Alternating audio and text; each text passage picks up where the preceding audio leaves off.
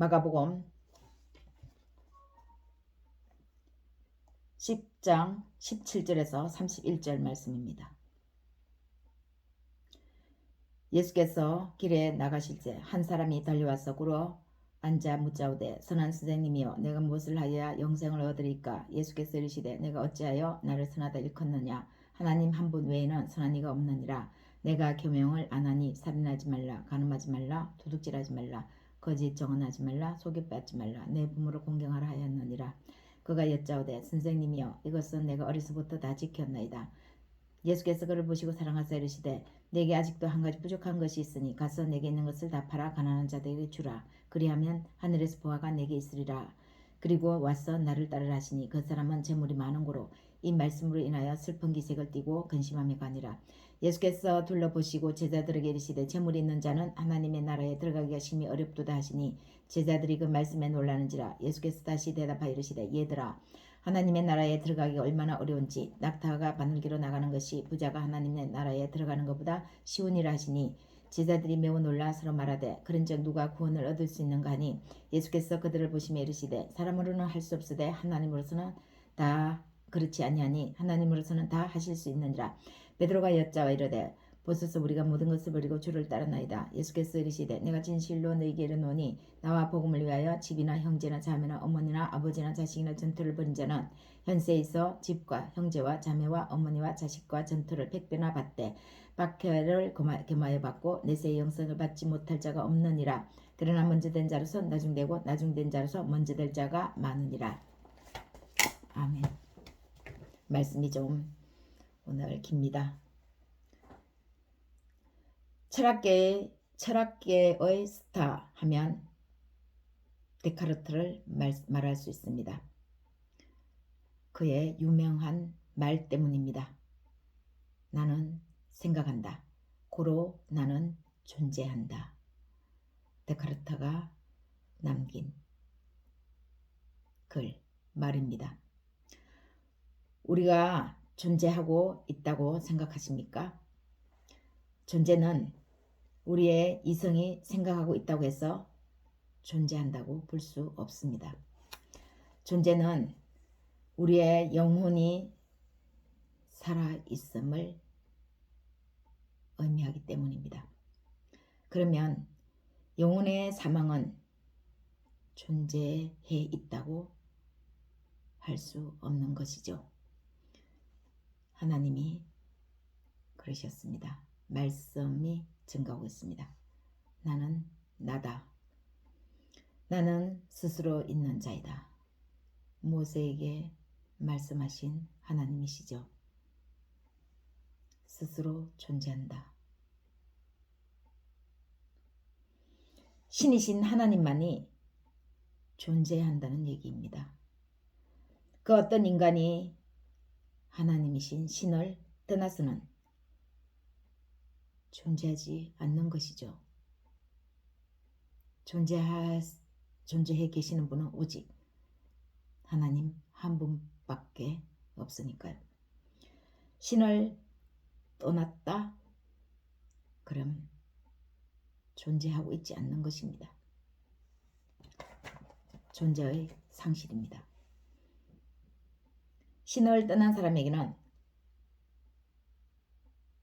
자기 자신이 존재해 있지 않다고 보면 되는 거죠. 결국 영혼이 존재하지 않는 겁니다.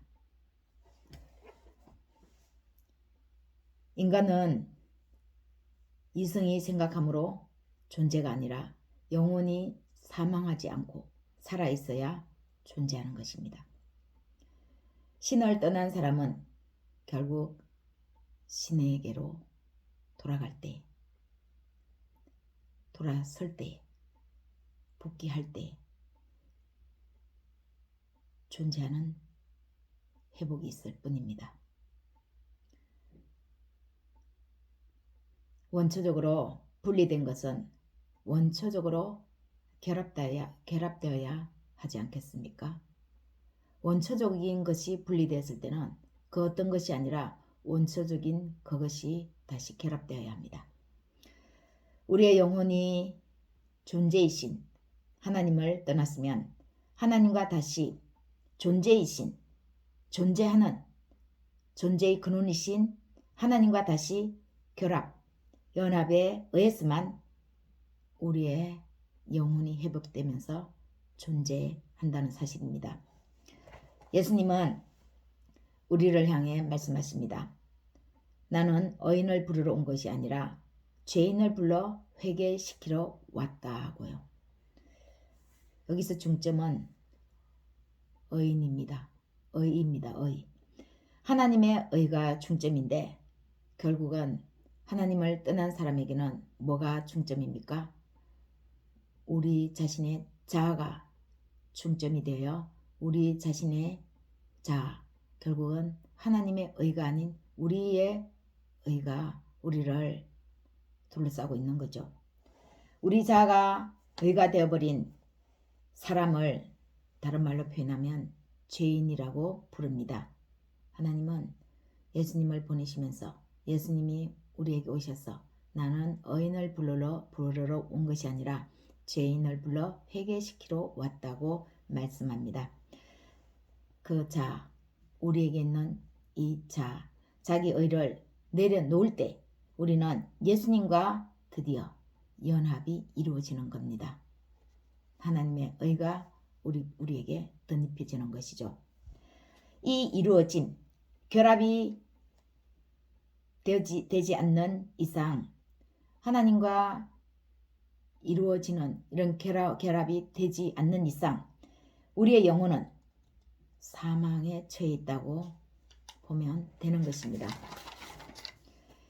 이 영혼의 사망은 우리의 이성적 사고, 생각에 의해 모든 것을 정확히 보고 사물을 분별하고 판단하는 벽을 만난 것이라고 보면 되는 것입니다. 우리의 영혼이 사망했다는 것은 결국은 우리의 이성적 사고, 생각에 의해서 모든 것이 막혀 있는 것이죠. 이성의 벽에 가로막혀서 이 영혼이 사망해 있는 것입니다. 결국 우리 자아의 우리 자신의 의에 의해서 우리의 영혼이 살아 숨쉬지 못하는 것이죠. 그래서 내 생각에는 옳게 여기고 판단하고 제대로 보았다고 생각하며 결정한 일이지만 매번 결과는 엉뚱하게 나타나곤 하는 것입니다. 예수님께 한 사람이 영생에 관한 질문을 합니다. 오늘 본문 말씀에서. 그런데 예수님의 결론은 그 사람에게 영생에 관해서 질문하는데 마지막 예수님의 대답은 결론적인 대답은 돈이었습니다. 그 사람과의 대화 끝에 제자들에게 예수님은 말씀하십니다. 이 한 사람과의 영생에 관한 말씀을 나누고는 드디어 제자들에게 이 대화를 결론적으로도 말씀하고 계시는 거죠. 재물이 있는 자는 하나님의 나라에 들어가기가 심히 어렵다. 얼마나 어려우냐. 낙타가 바늘기로 나가는 것이 차라리 더 쉽다. 낙타가 바늘기로 나갈 수 있습니까? 못 나가죠. 이 말씀은 결국 말씀을 가지고 어떤 학자들은 오역이라고 잘못된 번역이라고도 하고 있습니다. 이 성경 말씀을 가지고요. 그러나 팔레스타인 지역에서는 가장 큰 것을 비유할 때 코끼리나 낙타를 또 가장 작은 것을 비유할 때는 바늘의 가장 작은 그 바늘의 길을 가지고 설명한다는 것입니다. 비유적으로 많이 설명하는 것이죠. 낙타가 바늘기로 들어가는 일은 있을 수가 없고 들어가지 못합니다. 결국은 부자가 하나님의 나라에 들어갈 수 없다. 들어갈 수 있을까? 전혀 없다라는 것입니다. 가능성이 전혀 없는 거죠. 재물을 하나님의 복이라 여긴 사람들에게는 충격이 아닐 수 없었습니다. 재물이 많은 고로 영생의 질문을 한 사람도 끝내는 근심하며 슬픈 기색을 띠고 돌아갔다고 성경은 말씀합니다. 낙타가 바늘귀로 들어가는 것은 있을 수 없지만 이처럼 부자가 하나님 나라에 들어가는 길은 어렵다가 아니라 차라리 있을 수 없다라고 예수님이 말씀하시는 그 말씀이 확실한 것입니다. 낙타가 바늘귀로 들어가는 것이 있을 수 없는 것처럼 부자도 하나님 나라에 들어가는 것이 어렵다가 아니라 불가능하다라는 것이죠. 부자가 하나님 나라에 들어갈 리가 없다. 들어갈지 못한다. 즉 현실에서 가능성이 0%라고 하는 것입니다. 부자가 하나님 나라에 들어가는 그 길은 0% 거의 프로테지가 없다는 것이죠. 그러나 예수님은 단서가 있다고 반전을 일으킵니다. 부자가 천국에 들어갈 수 없지만 하나님으로서는 그렇지 아니하다. 하나님으로서는 다 하실 수 있다라고 말씀하고 계십니다. 그래서 예수님과 재물이 많은 사람의 첫 대화가 엉뚱한 것 같아 보이는 영생에 관한 질문이었던 것입니다. 영생을 얻으면 부자가 천국에 들어간다는 것이죠. 영원히 사망하지 않는 사람, 영원히 살아있어서 존재하는 사람은 그 사람이 부자라도 아무 상관없이 천국에 임한다는 것입니다. 천국 문으로 들어간다는 것입니다. 즉 천국은 하나님 나라의 입성은 부자 가난한 자의 구분이 아니라는 거죠. 결국은 영생을 얻어야 천국에 간다라는 예수님의 말씀입니다. 우리의 영혼이 살아있음은 결국 우리의 가진 것에 얽매이지 않고 초월합니다. 영생을 얻으면 우리가 가지고 있는 것에 얽매이지 않고 초월할 수 있다는 거죠. 이 초월이 바로 천국 문으로 들어갈 수 있도록 인도하는 것입니다. 영혼이 사망하지 않았으므로 이성적 사고의 벽에 부딪혀 재물을 가지고 이해 타산의 논리를 넘어서는 것입니다. 영생을 얻었을 때만이 우리의 이성적 사고를 넘어설 수 있다는 것이죠. 사랑하는 여러분, 예수님은 오늘 이 본문을 통해 우리를 너무나 사랑하는 눈빛으로 말씀하십니다. 초점을 자아에 맞추려고 하지 마라.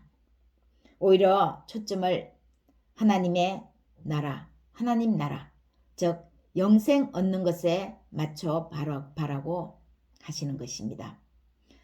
안 되는 것에 불가능한 것에 맞추면 더 혼란스럽고 엉클어져서 엉망이 됩니다. 그러나 되는 것에 가능한 것에 우리의 눈을 가져다 거기에 맞추면 해결되는 실마리가 풀립니다. 그래서 우리는 말씀을 거울 삼아 우리의 마음밭에 비추는 것입니다. 예수님의 말씀을 다 듣고 제자들마저 얼마나 의기소침해졌겠습니까? 그러면 누가 천국에 들어갈 수 있을까? 얼마나 암담하고 눈앞이 캄캄했겠습니까? 우리는 예수님의 제자들뿐만 아니라 우리는 하나같이 부자, 재물을 얻기 위해 하루밥 3끼를 먹으며 오늘도 불철주야 삶의 현장으로 달려갑니다. 열심히 일을 합니다.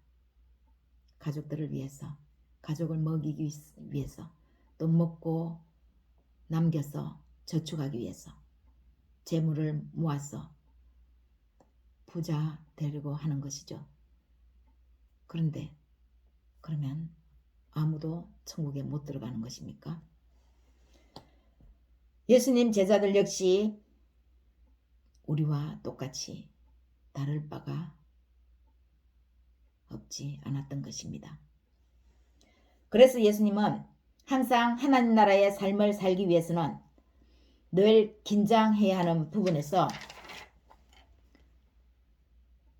다시금 말씀합니다. 영생 얻으면 부자나 가난한 자는 상관없이 영생을 얻어서 천국에 들어가는 것이지 거기에 재물이 하등의 이유가 되지 않는다고 하는 것이죠. 그러면서 다시 한번 누구나 하나님 나라에 들어갈 수 있지만 늘 긴장해야 함을 다시금 말씀하시는데 바로 먼저 된 자로서 나중되고 나중된 자로서 먼저 될 자가 많으니라고 말씀하십니다. 영생 얻어 천국에 들어가는 데는 순서가 없다는 것입니다. 부자건 가난하건 가난해도 심령이 가난하지 않으면 천국에 들어갈 수 없는 것이죠. 부자라도 영생을 얻어서 심령이 가난한 자는 이와 같이 하나님으로서 다 하시기 때문에 들어가는 것입니다. 영생 얻어서 천국에 가는데 순서가 없다는 것입니다. 고린도전서 10장 12절 말씀, 그런즉 선줄로 생각하면 넘어질까 조심하라고 말씀합니다. 우리가 궁극적인 하나님 나라에 입성하기까지 우리가 완전한 천국의 삶을 살 수는 없습니다.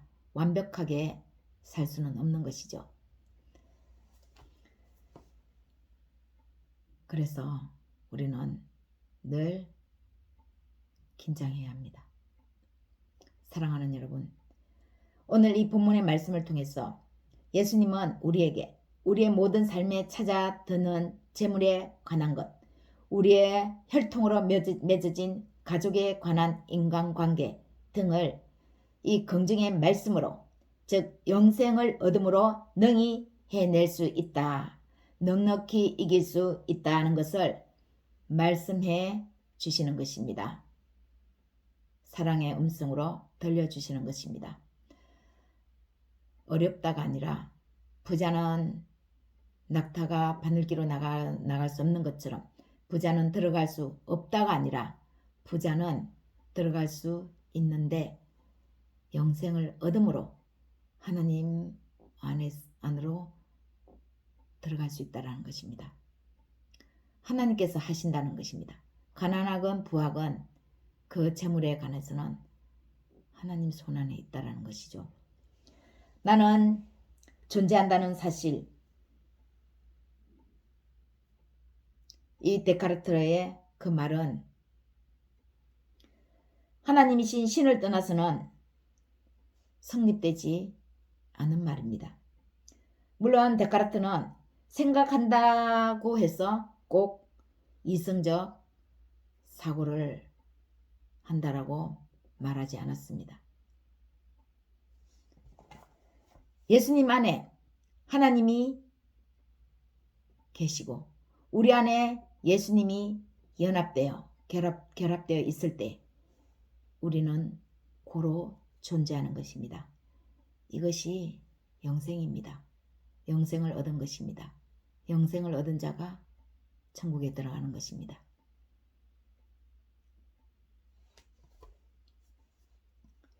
여러분, 이 영생을 얻은 사람은 그때 하나님이 주시는 결정으로 하나님 나라에 들어가게 됩니다.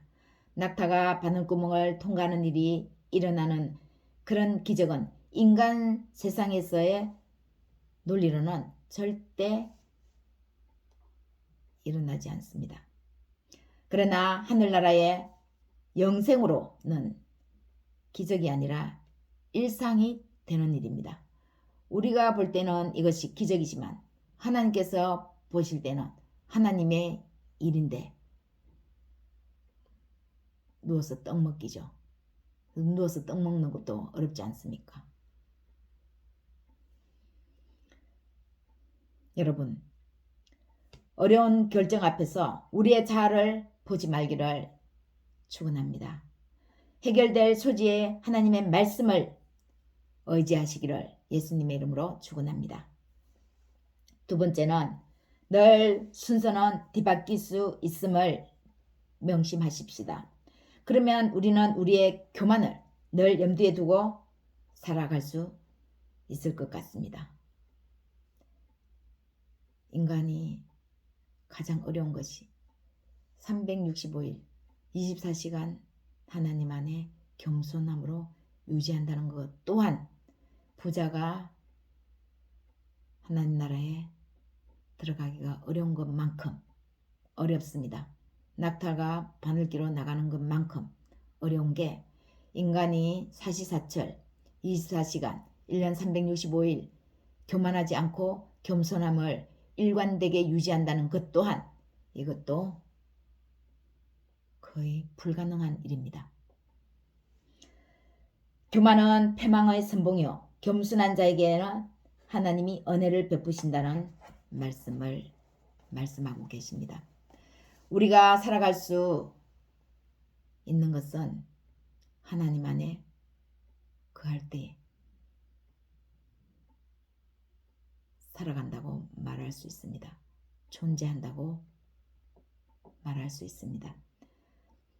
세 번째, 두려워할 것도 우리는 없습니다. 오늘 말씀은 우리에게 두려움으로 주신 것이 아니라 긍정입니다. 누구나 영생 얻으면 하나님 나라에 들어간다. 부자, 그 재물도 전혀 상관없다라는 말씀입니다. 먼저 되었다가 나중 될 수도 있습니다. 또 나중 되었다가 먼저 될 수도 있고요. 매번 먼저 되는 사람은 먼저 되고 나중 되는 사람은 항상 나중 되면 세상 재미가 없어서 또 낙담이 되어서 어찌 삽니까? 나중 된 사람은 또 먼저 되기 위해 겸손함으로 기도하면 되겠지요. 또 먼저 된 사람은 혹 교만해지지 않을까 조금은 긴장하면 되는 것 아닙니까? 오늘도 말씀을 전하고 듣는 우리 모두 그리스도와 예수 그리스도와 함께 바늘 구멍도 통과하는 역사가 있으시기를 예수님의 이름으로 축원합니다.